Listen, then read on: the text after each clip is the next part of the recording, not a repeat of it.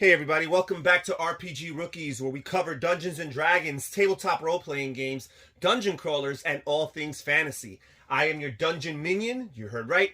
I said minion because I'm certainly no master. Today we have another product review, and up to now we've really covered starting sets and core materials for Dungeons & Dragons across different editions. But today we're going to be starting with a supplemental material. This is not must-have content, but it's great to have in your arsenal, in your collection. And this is actually one of the more recent releases for 5th edition. This came out not too long ago, a few months back. And this is called Fizban's Treasury of Dragons.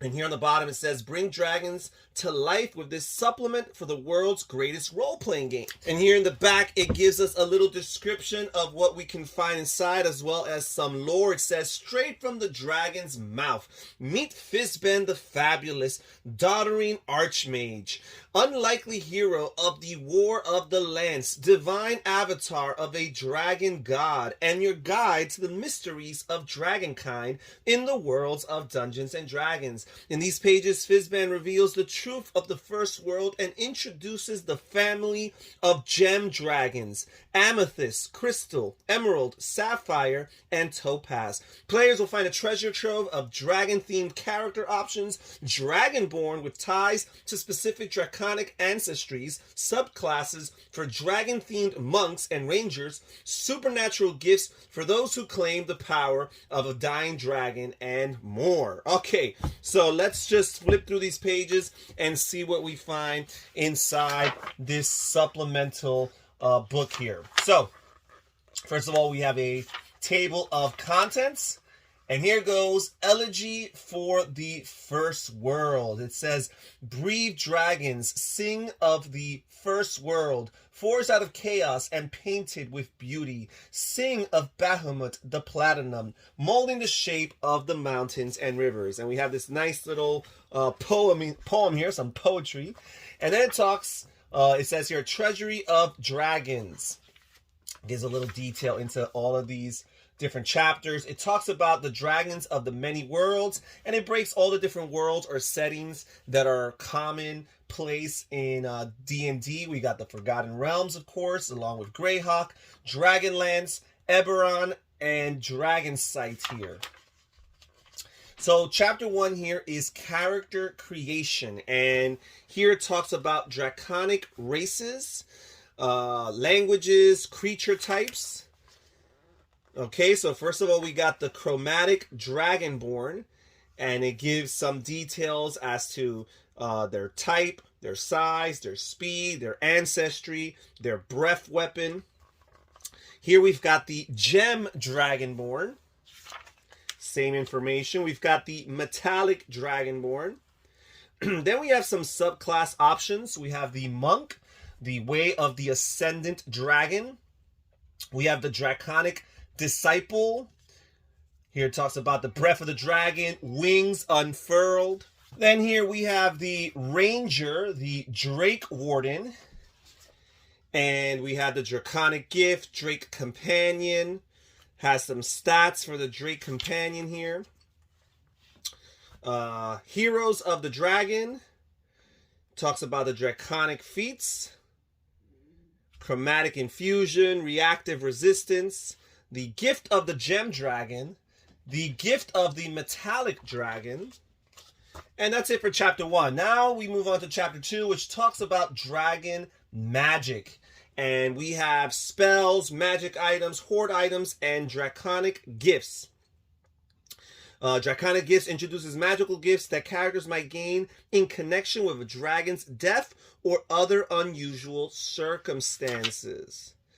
Okay, so and then it gives a list of different things like a Chardelon Stride, Draconic Transformation, Nathair's Mischief, Rolathim's Psychic Lance, Rhyme's Binding Ice. Here we have another character, Draconic Spirit. We have magic items. We have the Giant Canary here. Talks about horde magic items, Draconic gifts, a section entirely for that. We have the Draconic familiar, Draconic rebirth, Draconic senses like blind sight, keen senses, the echo of dragon sight, frightful presence, psionic reach, scale toughness, tongue of the dragon. It talks about feats as draconic gifts. Chapter 3 is about dragons in play. Talks a little bit about role-playing dragons, presents tips and tricks for building a dragon character as complex and distinctive as any other villain, ally, or mysterious figure in your campaign. It includes tables to help you craft dragon personalities, as well as discussions of dragon aging, reproduction, and death, dragon's relationship to undeath and religion, and draconic shape-shifting and organizations. Okay. So here it talks about draconic characters, dragon mannerisms, rotates head from side to side when listening or speaking, tail writhes constantly in a snake-like fashion, slowly and constantly fans wings. Okay, dragon flaws and secrets, dragon bonds, dragon name elements. Okay. So we've got that. Customizing dragons. It talks about their languages, skills, spells, changing shape, damage, absorption. Okay. Here it talks about wormlings in particular. Young dragon goals, adult dragon goals, ancient dragons. Dragons and territory. As dragons age, their sense of territory expands, and many establish multiple layers across the region they call home. The larger a dragon's territory is, the more likely it is to edge up against or overlap the territory of another dragon. Okay. Here we have a section on reproduction. It talks about half dragons. Just as dragon reproduction is not necessarily a straightforward biological process, half dragons come into being through a variety of means.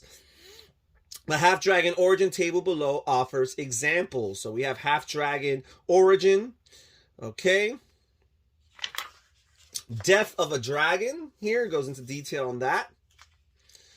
Okay. We have undeath, their relationship to undeath. Echoes across the world, gods and religion. Bahamut and Tiamat, the primordial dragons and the purported creators of the first world, are the closest things to gods among dragonkind. Since they share the same fundamental connection to the material plane as their dragon offspring, Bahamut and Tiamat are ontologically distinct from the gods that hail from the outer planes. But for practical purposes, they are divine, worshipped by mortal creatures, able to grant cleric spells to their followers, and both ageless and immortal. Since the destruction of the first world, both primordial dragons now dwell in the outer planes, Bahamut and on Mount Celestia, and Tiamat in the 9 hells. Okay, then it talks about shape-shifting dragon organizations, the cult of the dragon, the chamber. Okay, the inheritors of the first world. It talks about followers, dragon relationships. You got the companion, the crime boss, the emperor, the god, the noble, the parental figure, the patron, the teacher, the warlord. You got the dragon's minions. You got dragon encounters, a section here just for dragon encounters. Dragon adventures. When you want a dragon encounter to be the goal or focal point of an entire adventure, how do you craft the adventure to highlight the dragon's importance, grandeur, and terrifying power? And the book gives you some ideas as to how. The dragon as a schemer, the dragon as power. Okay. Here we have, nice artwork, by the way. We have dragon campaigns, different campaign events, the metallic orders. Okay, dragon overlords, dragon gods, dragons of myth. And then we got chapter 4, which talks about the lairs and hordes. Dragons are deeply connected to the worlds in which they dwell. The magic of the material plane flows through them. It empowers their breath, weapons, and their tremendous might. It pulls in their lairs and tangles in the treasures of their hordes. So here we have some discussion on the dragon lairs. some lair actions. The dragon hoards. Hoarding treasure is an essential part of draconic nature. It's not that dragons are overwhelmingly greedy, as other peoples understand the term, though some dragons definitely are, nor are they simply attracted to shiny objects in the manner of magpies. Rather, hoards are extensions of dragons' inherently magical nature, resonators that focus their magic and link them to the magic of the material plane. So here we talk about age, hoards, and power, wormlings, young dragons, adult dragons, ancient dragons, linking hoards, and plundering a hoard. Some hoard quirks here. Competition for a hoard. What's in a hoard? Details as to what you might find in a hoard. You can find coins. You can find mundane items, gems and art objects, magic items, of course. Creating a hoard and give some some charts as to different roles that you can do to create, randomly create hoards.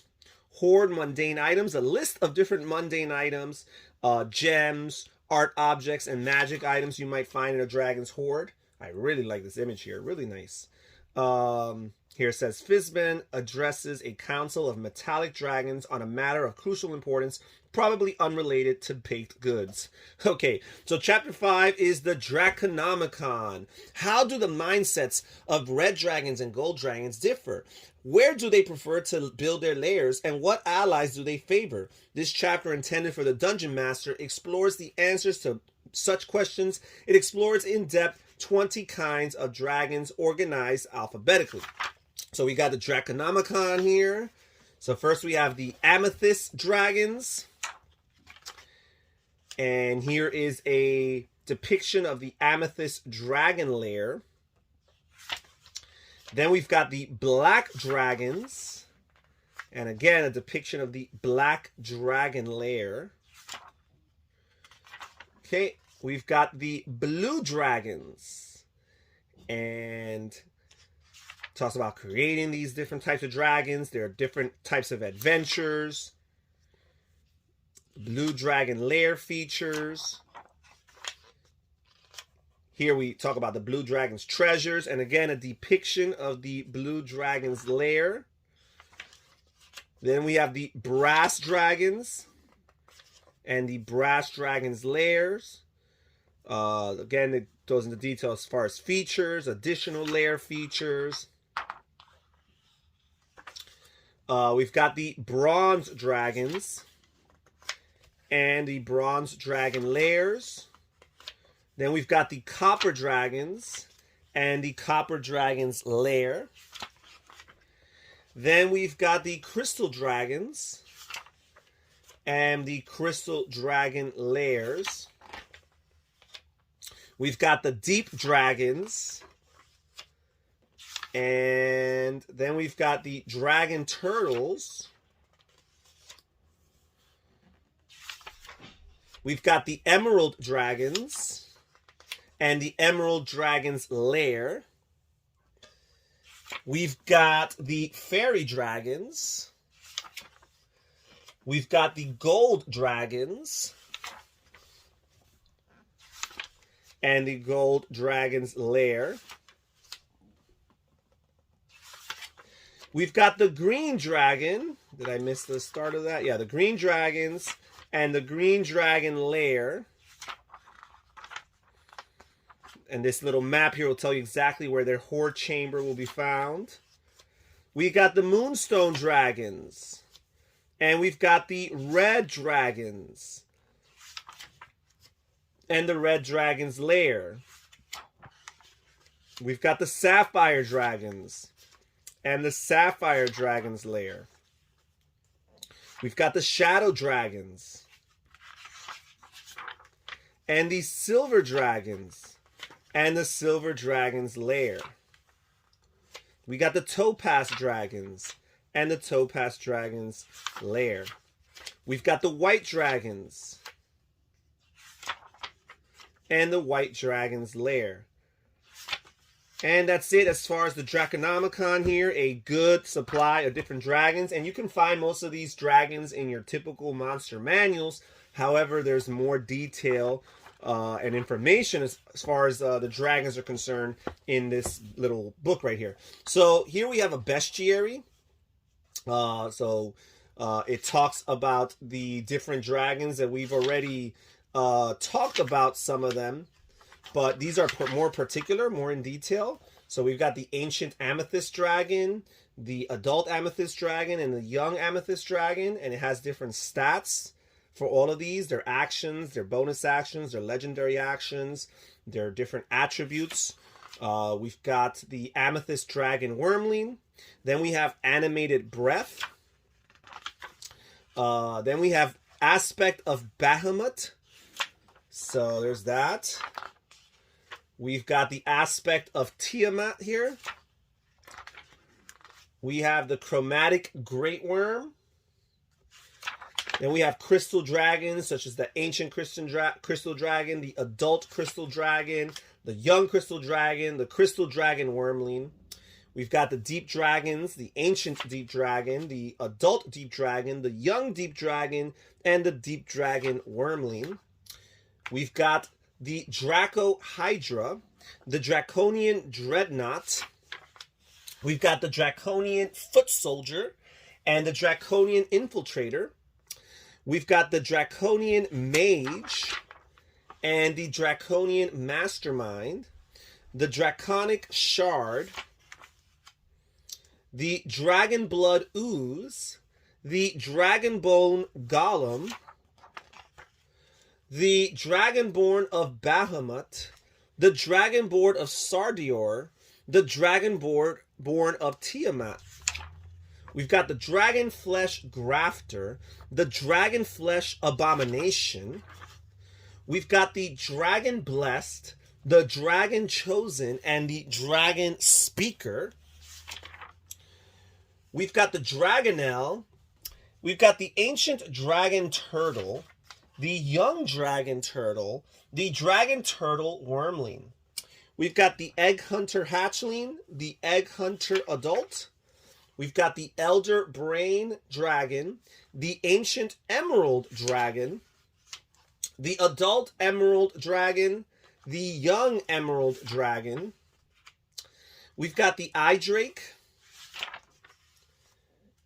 We've got the Gem Great Worm, the Gem Stalker, the Ghost Dragon, the Horde Mimic, the Horde Scarab, the Swarm of Horde Scarabs. We've got the Hollow Dragon. We've got the Lion Drake. We've got the Metallic Great Worm. We've got the Metallic Peacemaker and the Metallic Warbler. We've got the Ancient Moonstone Dragon, the Adult Moonstone Dragon, the Young Moonstone Dragon, and the Moonstone Dragon Wormling. We've got the Ancient Sapphire Dragon, the Adult Sapphire Dragon, the Young Sapphire Dragon, and the Sapphire Dragon Wormling. We've got the Sea Serpents, including the Ancient Sea Serpent, the Young Sea Serpent, the Ancient Topaz Dragon, the Adult Topaz Dragon.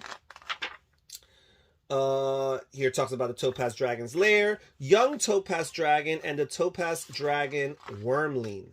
And that is it as far as the book. Very cool. Lots of information and detail. The Bestiary and the Draconomicon are perhaps the two most valuable sections on this book.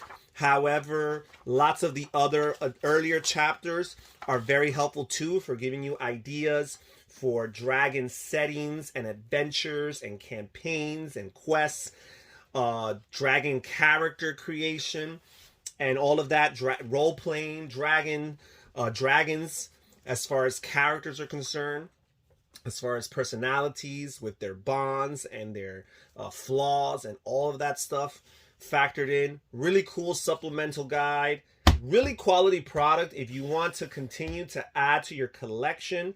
It's not a must-have, as I mentioned, but if once you've committed to a few of the necessary products for Dungeons and Dragons and you want to perhaps add to your collection of additional material, source material, this is something you might want to consider.